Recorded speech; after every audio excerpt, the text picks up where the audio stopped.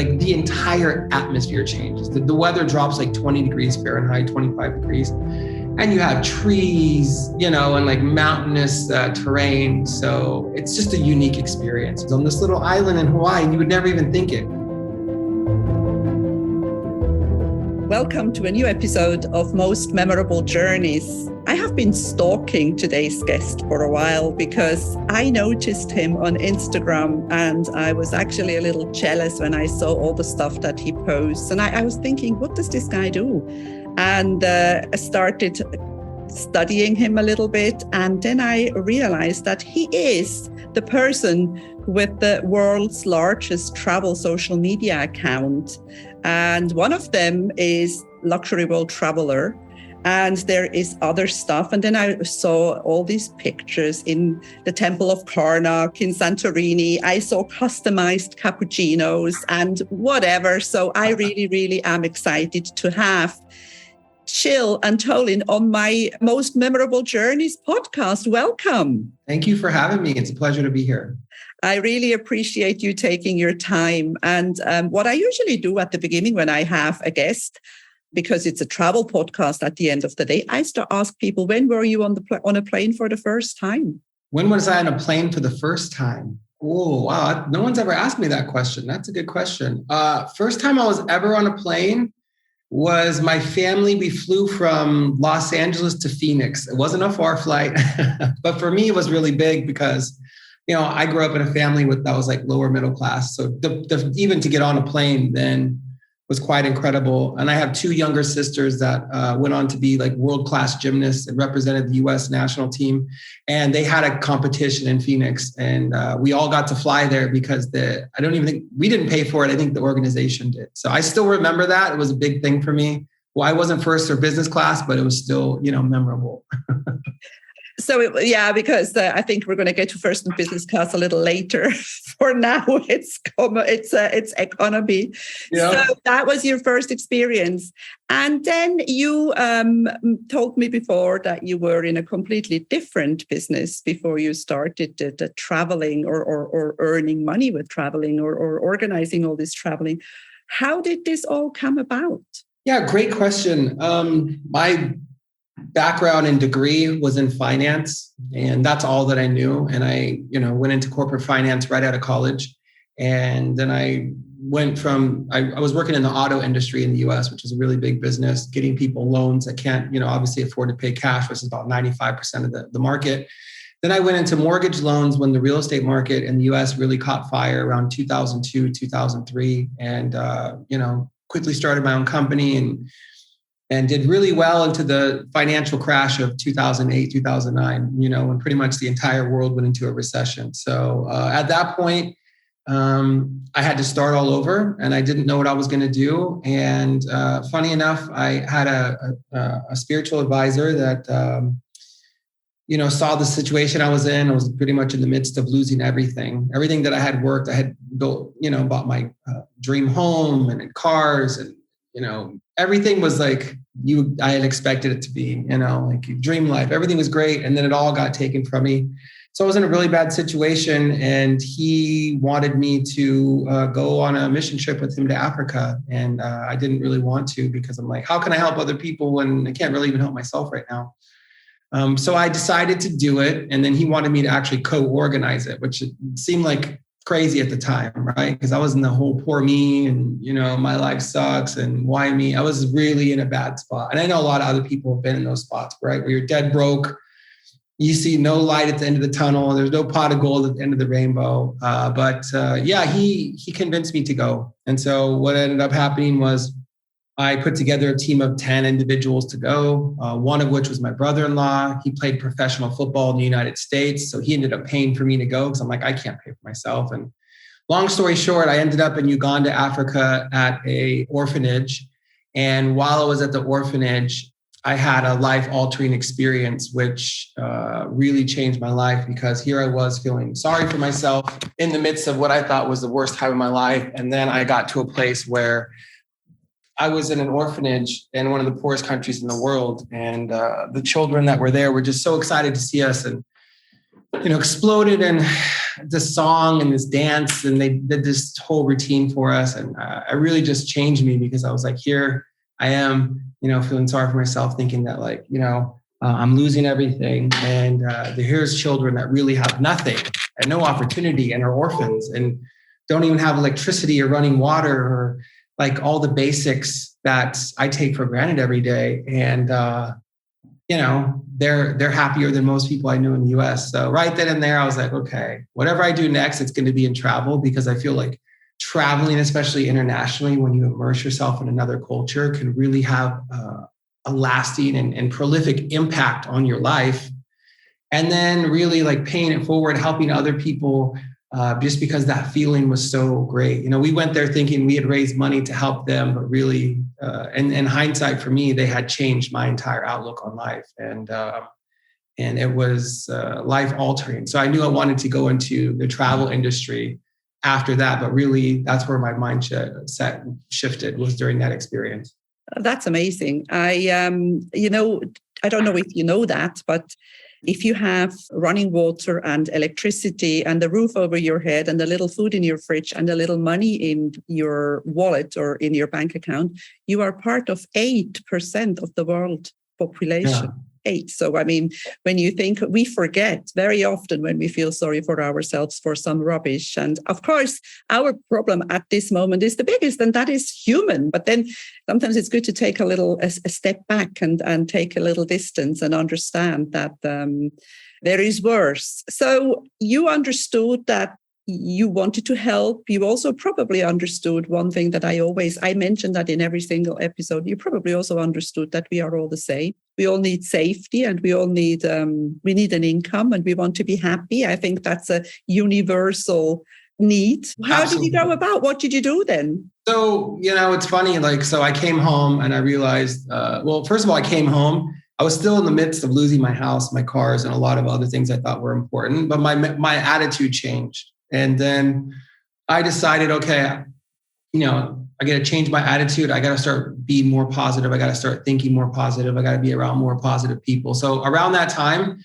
I think like 2009, 2010, that's when the movie The Secret came out. And it was really like, your thoughts control your mind, and your mind controls where you're going to be. So I watched that movie. I seriously, I made a vision board about what I wanted my life to be like. And I was so adamant about it. I actually posted it to Facebook and tagged like all my friends, all my family, anyone that was important to me. Because I felt like if I'm really going to do this, I want to go all in and I want to make it public, right? And I want to be held accountable. So I remember I posted it and everyone's like, wow, it looks awesome.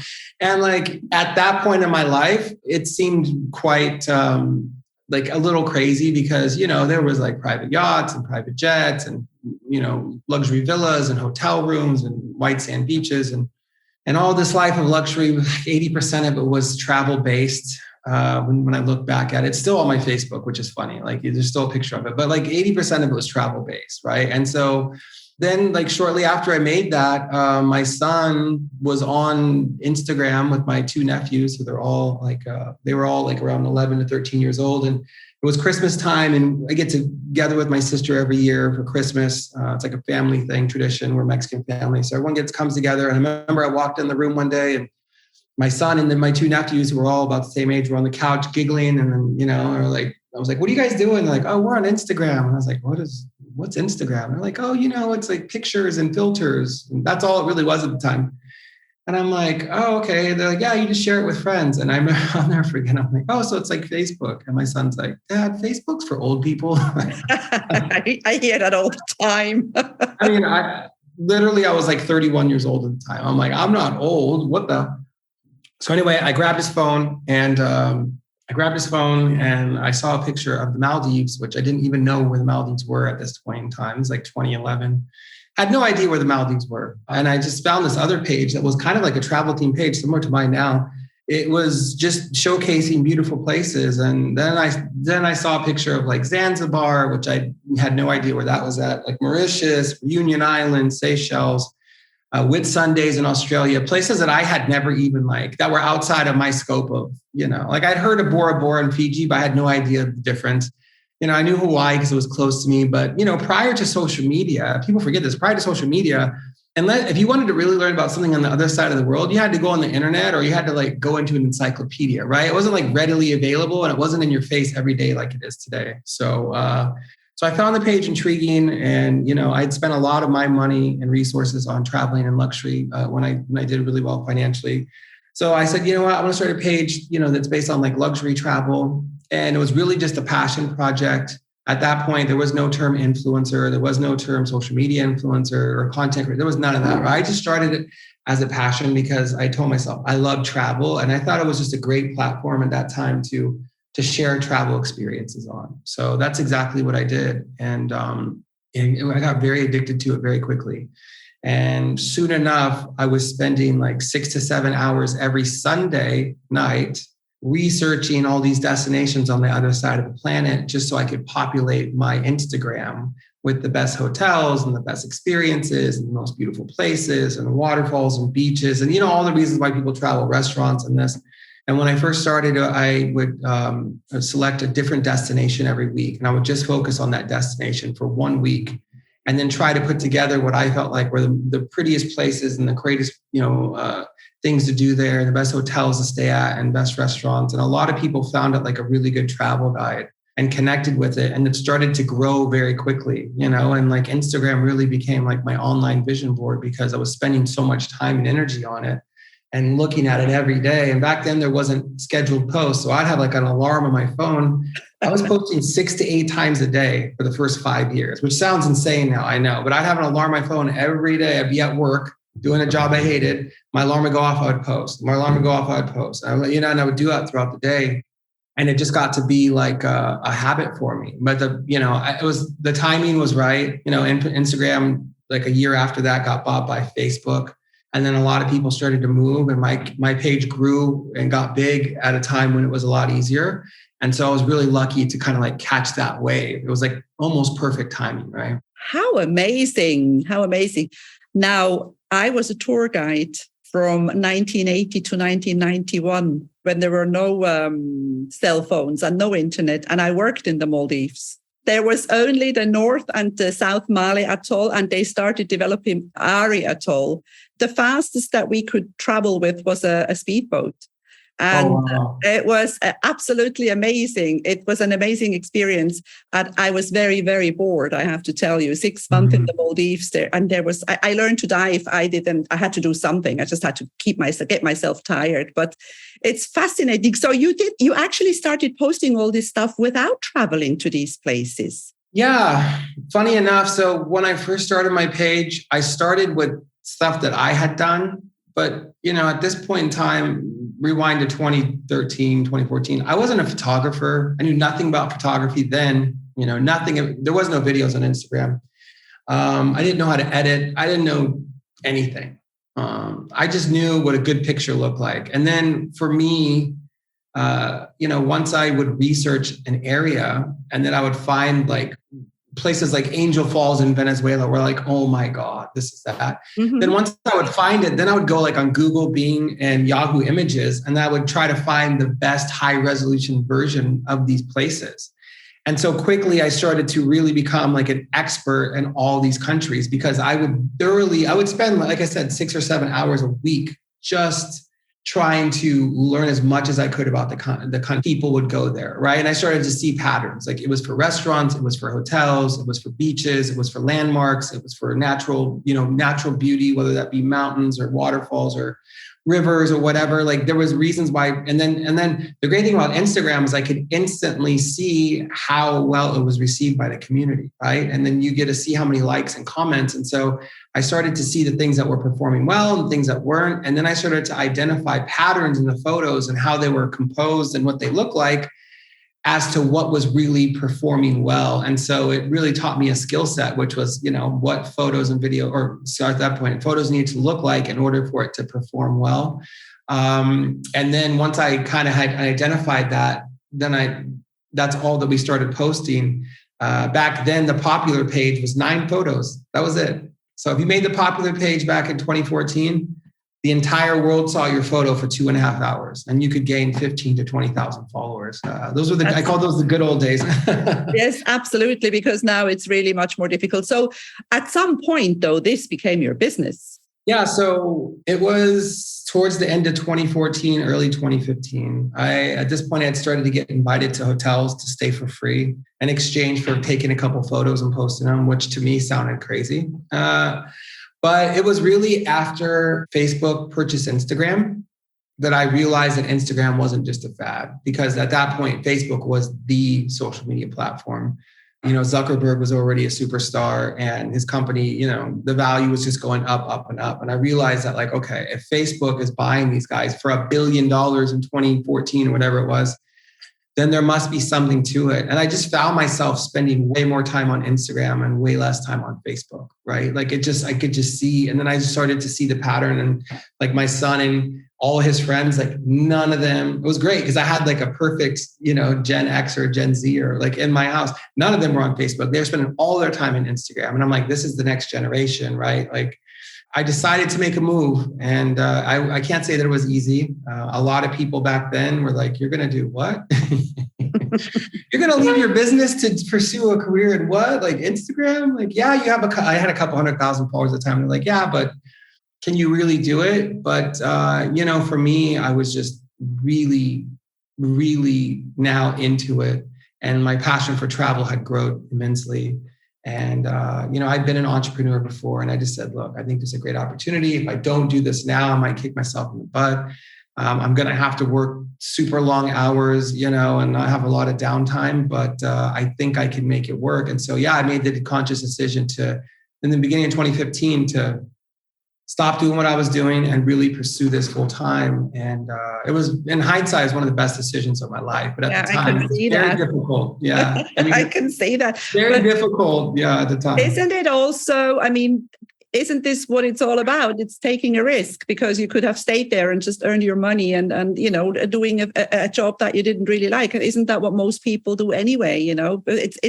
It's leaving the comfort zone and taking that risk and actually doing it and not being afraid of failure. You didn't know that it was going to work when you started. Yeah, no, I didn't.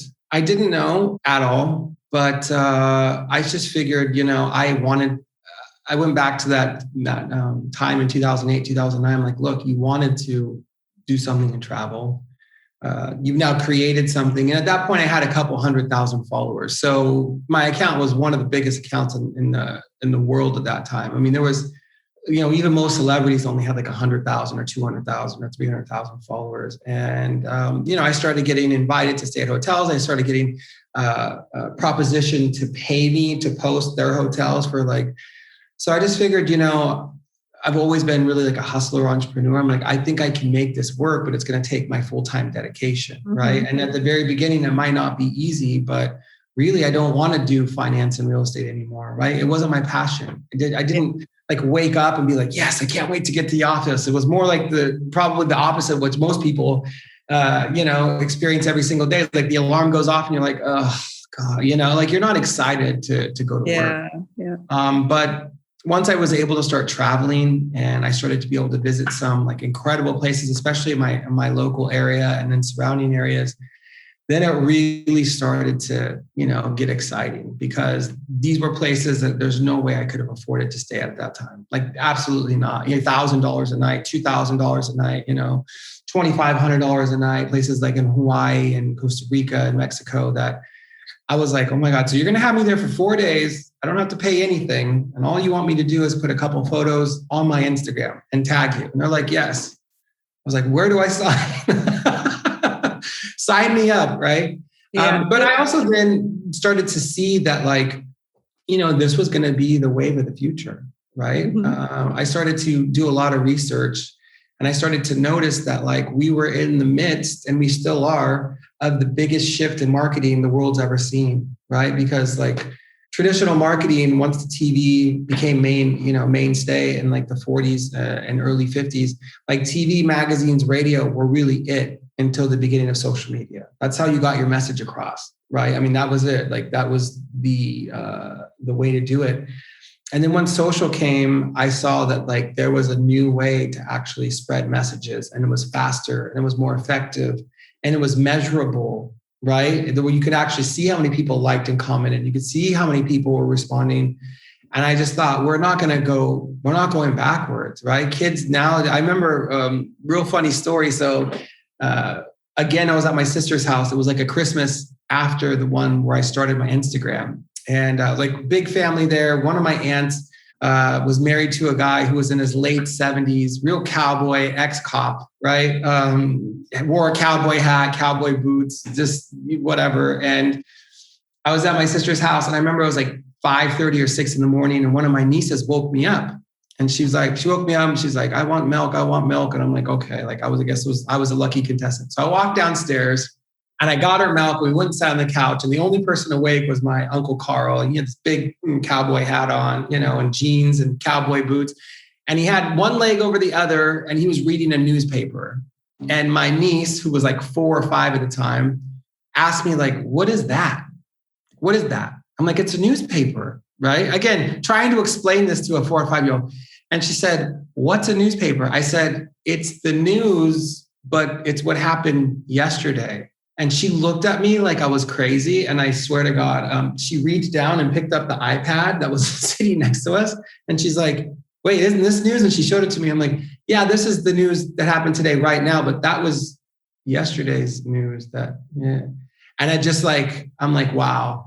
That's going to be obsolete. I mean, how do you explain that to a 4-year-old, right? How do you explain that to a 4-year-old? That's really, that's the perfect metaphor. That is how to explain it. And when you're saying, I mean, it's Instagram is instant, and you can see if people like what you're posting. When you have so many followers, you can see what works and what doesn't work. So you were saying now at the beginning, it was kind of more or less around your area, like the west coast of the US, Mexico, Hawaii.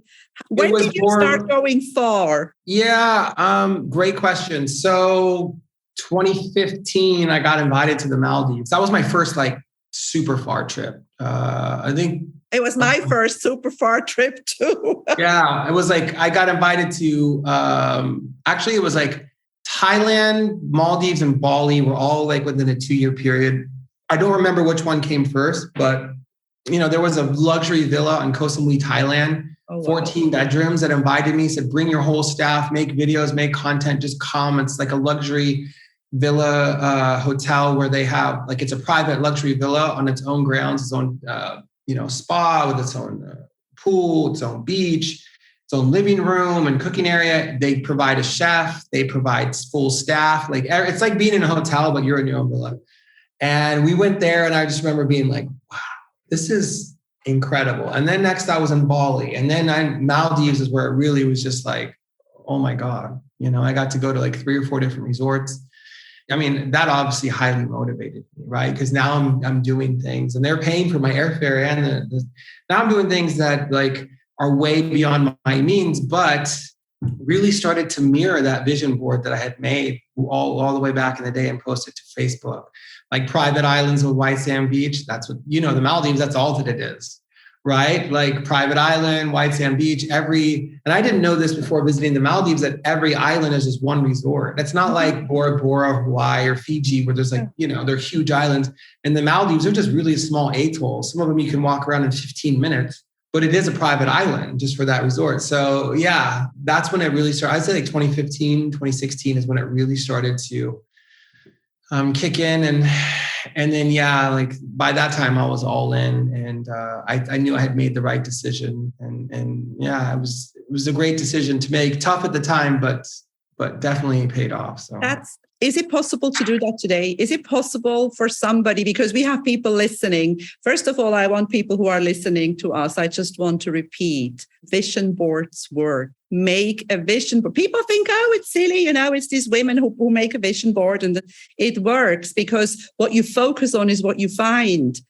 How is the universe going to know what to serve you if it doesn't know what you are wishing for? And I think This is you made a very, very important point there. But now, of course, people want to know, can they do what you do? Can they do what you did? Correct. And the answer is yes. One of the things I'm the most proud of from creating my company was about 2015, 2016. I started to get more invitations to hotels and resorts around the world that I could possibly make it to. But there was a lot of like photographers and talented people that I had found on Instagram whose content that I had used that performed very, very well. So I created what was called Lux Prime. It's really like an ambassador program where these people became an extension of me, and they pay an annual fee. And then I would allow them to, go out and take these stays and these invitations on my behalf, under my company's behalf, because I knew they could go take great photos and videos. And, ultimately the hotel just wants us to post. But I think in 2018, we had like 5,000 invitations, right? There's just no way I could get to 5,000 places in 1 year. It just doesn't make sense, right? 365 days, 5,000 invitations. So I started the process, and I've helped a lot of people who had 0 followers or small amount of followers through this program that I run. It's like a mini travel influencer university, be able to start their career. And it's funny enough, I have, I think 5 or 6 people have gone through that process that now have over 500,000 followers. They travel the world for free.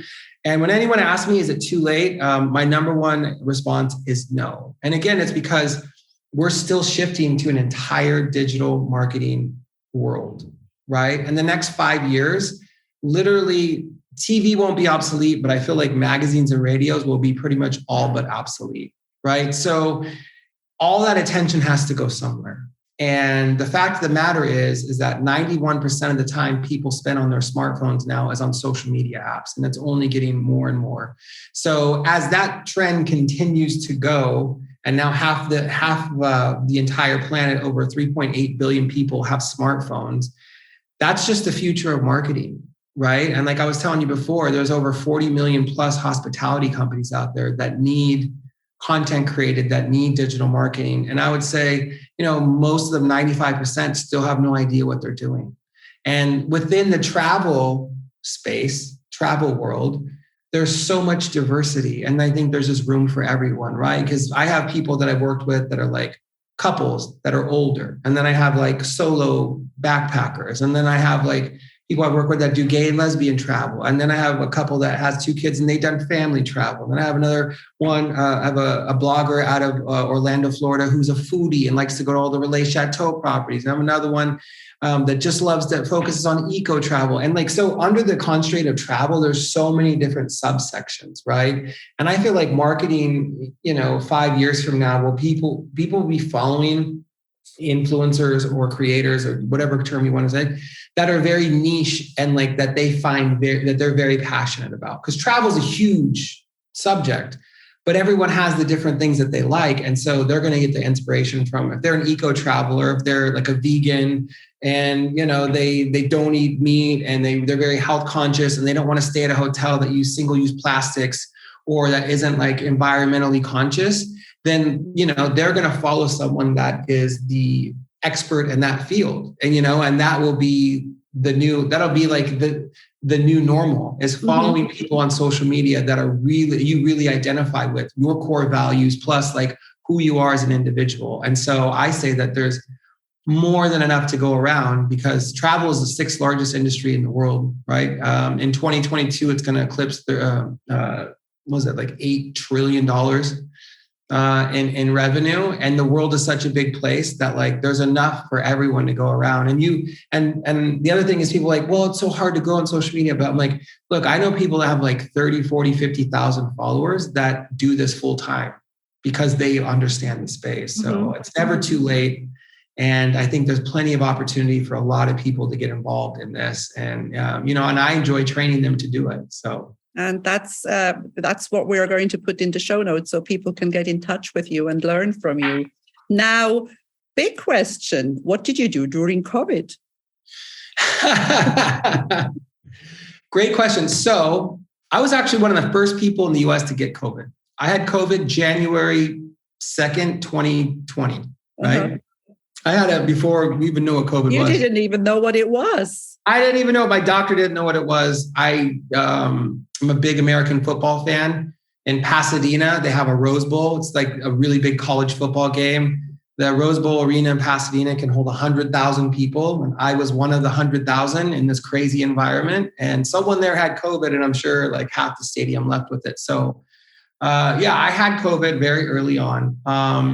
In the beginning of COVID, I was in the midst of shutting down my travel agency because it was a debacle, right? Like nobody was covered for COVID. It wasn't in any of the travel insurances, blah, blah, blah. But then what ended up happening was I have a really good client that lives here in Marbella, Spain, where I live now, that owned a resort. And he said, look, you have a whole new marketing team. I really need someone to help them with social media, digital media production, and really I need someone to manage it. He was in London. His wife was pregnant. He couldn't leave. So he's like, would you be interested in coming and, living at my resort? Spain is open with a curfew, not like the US. Like, things are open. There's just a curfew and you have to wear masks and da, da, da. It was still like you could walk into a restaurant with a mask and you sat down, you could take it off. It was just, weird, stupid. That makes zero sense, right? Like you can't walk in without a mask, but you can sit down and take it off and someone could be, a meter away from you. And yeah.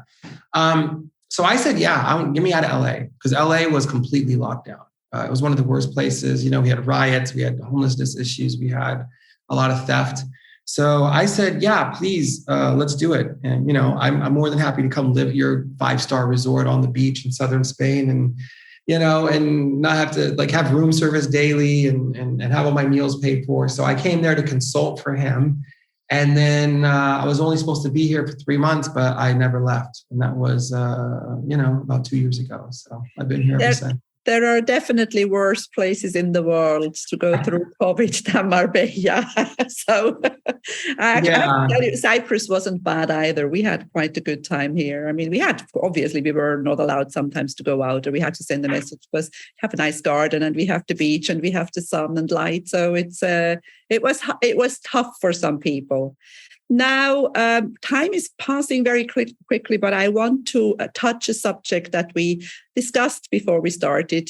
You are connected to people who had to leave Ukraine. You were affected by that, and you actually traveled to help somebody get out. Tell me what you want to tell. Yeah, it became very personal for me. So, in the summer of 2021, I was doing some traveling and I met my current girlfriend now in Egypt. She wanted to get out of, she was living in Ukraine at the time. And I actually went to go visit her and her family twice in August and September of 2021, and then in November of 2021. So I actually spent 3 months in Ukraine. I actually got fined like 20 euros because I was a 3-day overstay. That was the fine, 20 euros. Like, you were here 2 extra days, so it's 20 euros. I'm like, okay. Yeah, and I had to fill out a form admitting that I stayed there, overstayed. But yeah, so I got to actually see the country. She was living in Odessa, Ukraine, which is in the southern part on the Black Sea. But her family lived in a city called Dnipro, which was in the northern part. And so I got to spend quite a bit of time there. She had expressed that she wanted to leave. We came, I did a press trip with the Tenerife Tourism Board in October. And on the way there, we stopped in Marbella. I showed her to her. I go, this is where I'm from. And, obviously Marbella is just beautiful. You have the mountains, you have the sea, it's gorgeous weather. I mean, it's hard to beat in Europe. So she really liked it. So we made a decision that we were going to come back here in December of 2021 and apply for our visas so we could stay here. And we were in the process of doing that. And then the war broke out at the end of February. And 2 days after the war broke out, our visas got approved. So then we jumped on a plane. We had to go through Italy, do an overnight, and then into a little tiny, tiny town in the northwestern part of Romania called Suceava, which, doesn't see a lot of tourists and is really in the middle of nowhere. I mean, no one goes to Suceava for vacation. Let's put it that way. So underserved area. And, we landed there and it's snowing and it's freezing. And we landed, put our stuff in the hotel. A driver came and picked us up. And, we had a 4-hour drive from this Suceava, Romania, through the middle of nowhere in Romania into Moldova. And then from Moldova to the right across from the border of Ukraine. And we ended up picking up her mom, her 2 children, at a gas station. Someone had driven them across the border from Ukraine. We picked them up at a gas station, right? And then collected them and drove back through Moldova to Romania, and had to be in Suceava for a week because the local airport there probably saw 10,000 people a year. And in the midst of, a week, probably saw that big of a demand in 1 week. So it was really tough to get out of there. But yeah, we brought them back to southern Spain, and luckily they're here now and safe. But yeah, that was a unique travel experience I'll never forget. Definitely. Absolutely amazing, and well done for doing that. Thank you. I am sure that the hotel in Romania was a little bit of a contrast to the $1,500 hotel rooms that you are used to. Yeah, no, I mean, it was a bed and breakfast. It was cozy and it was I'm fun. only joking. Yeah, no, it was cozy and fun, but there was no 5-star resorts in Java. Yes, I've been to Romania a few times. Sometimes you have to do what you have to do, right? And that's the thing for me, though. I've come from humble beginnings. Yes, my family could never afford the places that I've been to, so. Yeah.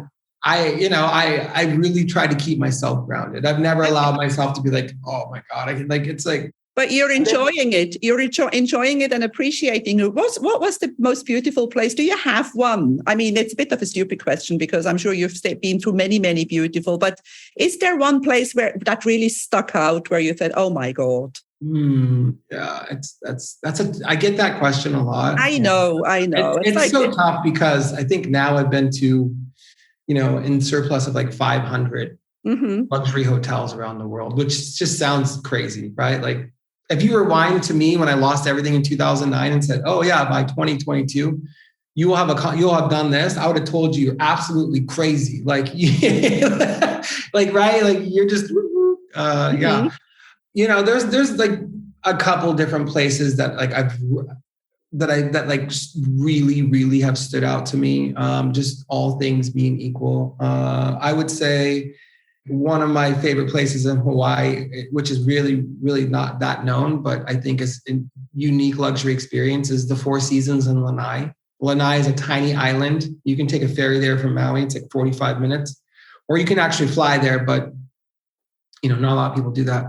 But, for me, I like luxury resorts, but I don't like staying at places with 400 or 500 people, right? I don't want to fight for a chair at the pool. I don't want to go to a buffet with 100 people. I just the crowds for me, whatever. And so Larry Alfson obviously owns the whole island of Lanai, the founder of Oracle. And he has 2 Four Seasons there now. One is on the beach, and they have one that's a mountain lodge, which is crazy. And another reason why I tell people they should, if they're going to Hawaii, they should go there is because you are literally on the beach, white sand, beautiful teal water. You can snorkel there. It's gorgeous. They have these cliffs that you can walk on that get 50 meters above the ground, and they make for great photos and private coves. And the hotel's very modern. I love modern luxury. The TVs are great. The rooms are great. The closets are great. The coffee machines are great. Everything's new and super ultra modern. But then you literally can drive 15, 20 minutes, right, on this tiny island in Lanai. And they have a Four Seasons mountain lodge there. And I swear you feel if you've ever been to Colorado, you feel like you're in Telluride, Colorado. The entire atmosphere changes. The weather drops 20 degrees Fahrenheit, 25 degrees. And you have trees, and mountainous terrain. So it's just a unique experience. It's on this little island in Hawaii, and you would never even think it, right? You wouldn't know. And so for me, when people ask me about where I really to me, it's going somewhere where you can have really unique experiences like that and not really even know about it. And I don't think too many people really know about that. I've never heard of it. But yeah, exactly. So now you have to put it on. You'll have to put it on the bucket list. So yeah, places like that are great. And then, I've stayed at, oh God, I don't know. It really depends on what I'm what's my appetite, right? If it's more Mediterranean. I also love Villa Treville in Positano. Positano is one of my favorite places in the world. Maybe I think one of the most romantic, naturally romantic places I've ever been.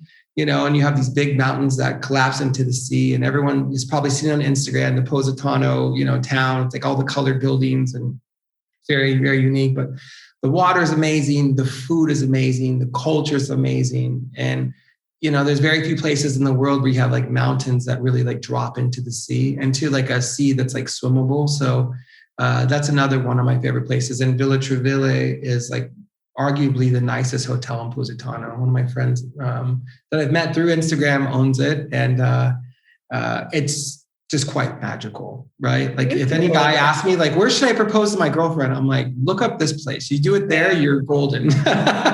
Amazing. Yeah. So let's get to the end. You were telling me about something that you are about to offer, a course. Tell us about that. Yeah, the number one question we've been asked ever since I started my Instagram page. This is via direct message, via email, via our website. How can I get started in a career in travel, right? How can I start, because I love to travel and I want to get into that, but I don't know where to start, right? And everybody wants to get into that. And so, for the last 10 years, I have really learned the business of travel. I've had multiple businesses in the travel industry, and I have this program, that mini travel university that I've run for the last 8 years, but I can only take on like 25 students a year, right? It's not really scalable. I can't take on, I have over 3 million followers. So it's only so much that I can do.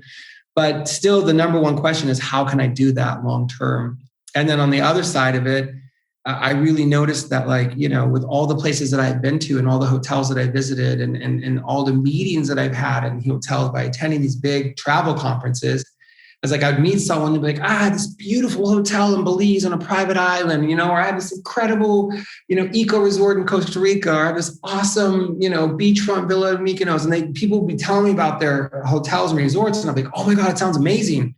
And then, with our generation, what do you do first? You don't even go to the website. You look up their Instagram. And I go to their Instagram and I'd be like, oh my God, like you said it's incredible, but I'm looking at your Instagram and I wouldn't visit it. I wouldn't go there. I wouldn't go there because your Instagram is horrific, right? And it's so funny now that there was a poll that was recently taken for people between 21 and 30 years old.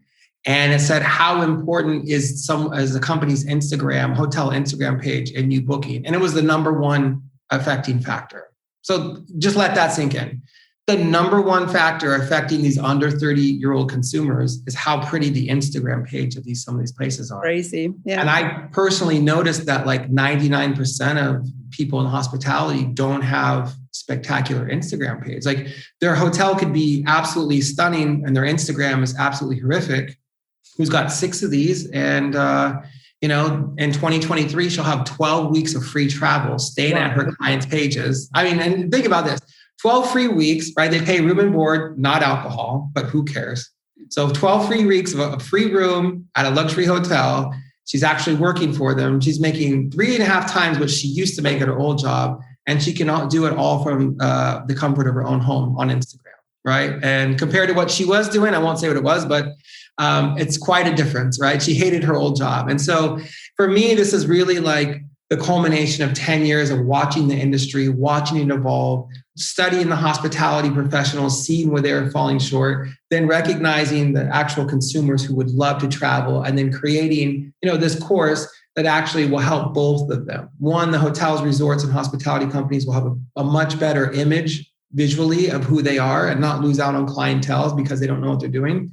And on the other side, I'm teaching a skill set in 2022 where there's 39.9 million potential clients, right? And it's a viable skill set and it's not going anywhere. And as the world evolves, yes, there'll be other platforms. Once you know how to do it successfully on one, you can transfer those skills. So yeah, I'm super excited about it. It's called Hospitality IG Academy.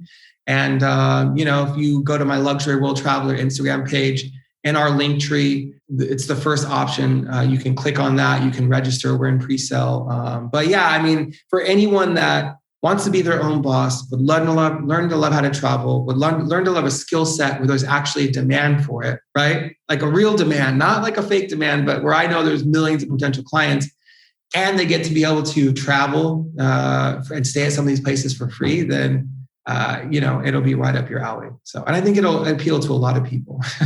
Amazing. All those links will be in our show notes. I could talk to you forever. I haven't covered half of what I wanted to talk to you about. Maybe we'll have to do another one, but we can do another one. Yeah, we can do another one. For now, I want to thank you so much for taking the time to be on Most Memorable Journeys. It was a real pleasure and maybe I'll ask for a job as well, because